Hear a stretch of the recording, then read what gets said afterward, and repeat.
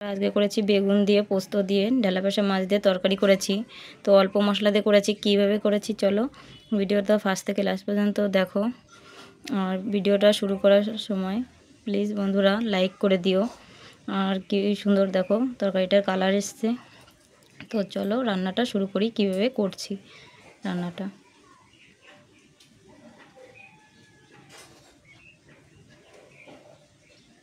বন্ধুরা আজকে করব ঢেলাপাশা মাছ দিয়ে বেগুন দিয়ে আলু দিয়ে পোস্ত দিয়ে করব। তো কীভাবে রান্নাটা করছি ফার্স্ট থেকে লাস্ট পর্যন্ত চলো ভিডিওটা দেখো। আর এখন ঢেলাপাশা মাছগুলো আমি ভাজা করে নেব সুন্দর করে লাল লাল করে। উল্টে দিচ্ছি এক এক করে সুন্দর করে, খুব সুন্দর করে আমি লাল লাল করে ভাজা করে নেবো। এখন বন্ধুরা মাছগুলো সুন্দর করে ভাজা হয়ে গেছে। তো এখন আমি তুলে নেব। লাল লাল করে সুন্দর করে আমি মাছগুলো ভাজা করে নিয়েছি। কত সুন্দর করে ভাজা করে নিয়েছি। এখন সব মাছগুলো তুলে নেব। তো বন্ধুরা মাছ ভাজা তেলে মাছটা তুলে নিয়েছি। তো এখন আমি বেগুনগুলো ভাজা করে নেব। বেগুনের লবণ মাখিয়ে নিয়েছি।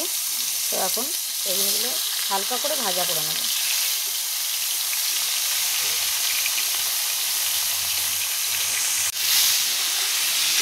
নাড়িয়ে দেবো।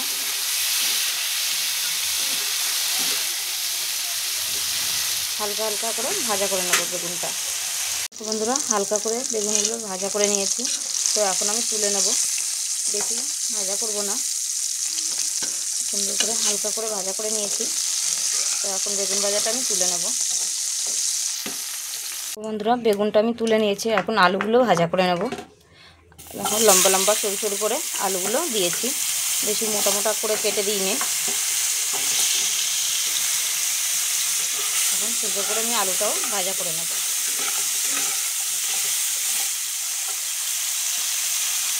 বন্ধুরা আলুগুলো ভাজা করে নিয়েছি খুব সুন্দর করে। তো এখন আলু ভাজাগুলোও তুলে নেব আমি।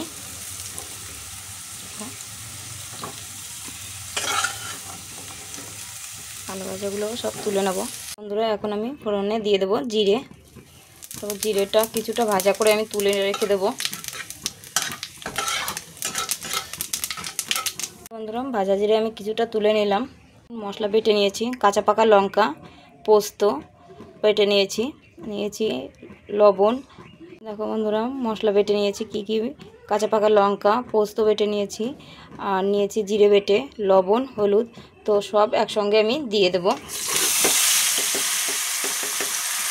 মশলাটা দিয়ে এখন সুন্দর করে আমি মশলাটা কষিয়ে নেব।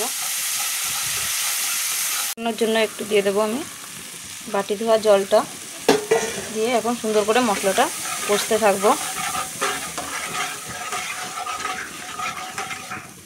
তো বন্ধুরা এখন মশলা থেকে তেল ছেড়ে দিচ্ছে।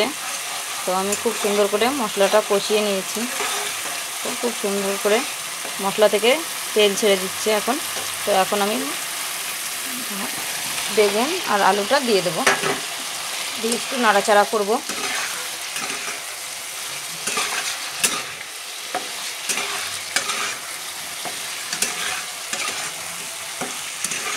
তো বন্ধুরা খুব সুন্দর করে আমি বেগুন দিয়ে আলু দিয়ে মশলাটা কষিয়ে নিয়েছি আবার।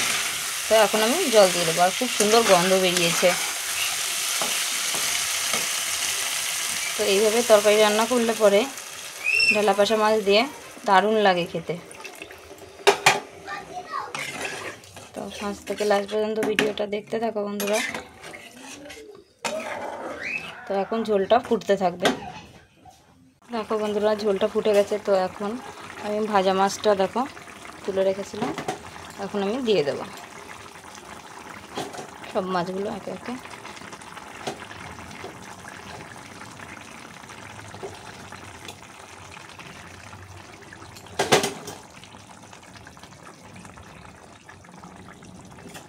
আর একটু ঝোলটা ফুটতে থাকবে।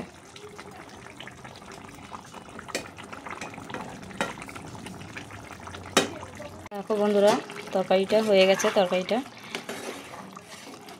এখন আমি সেই ভাজা জিরেটা দিয়ে দেবো। ভাজা জিরেটা গুঁড়ি করে নিয়েছি, এখন আমি দিয়ে এখন নামিয়ে দেবো বন্ধুরা। তো কেমন লেগেছে অবশ্যই কমেন্ট করে বলো। এইভাবে তরকারি করলে পরে একটা তরকারি দিয়েই ভাত খাওয়া হয়ে যাবে, এত দারুণ খেতে লাগে। তো এই তরকারিটা কত সুন্দর, আর আলুটাও খুব সুন্দর গলে গেছে দেখো, বুঝছো? তো এখন নামিয়ে দিচ্ছি আমি।